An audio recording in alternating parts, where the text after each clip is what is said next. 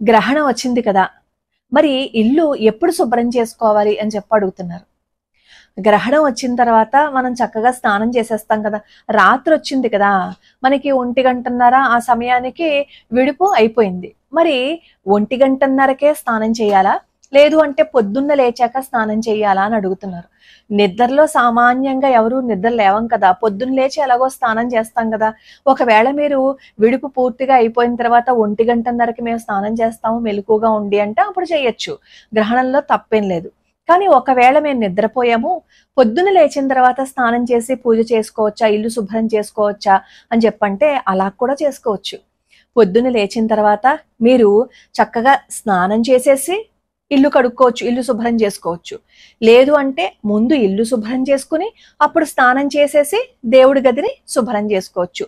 ఎలా చేసుకున్నా పర్వాలేదు. మరి పౌర్ణమి కదండి, శ్లోకాలు స్తోత్రాలు ఇవి పారాయణం మేము వెన్నెలలో చేసుకోవచ్చా అని చెప్పి అడుగుతున్నారు.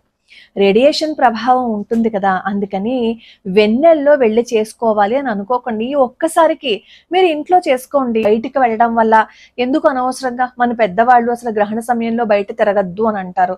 అలాంటిది ఈ పౌర్ణమి సమయంలో బయటికి వెళ్ళి శ్లోకాలు పారాయణం చేసుకోవడం ఎందుకు, ఇంట్లో చేసుకోండి, అది అభ్యంతరం ఏం లేదు కదా.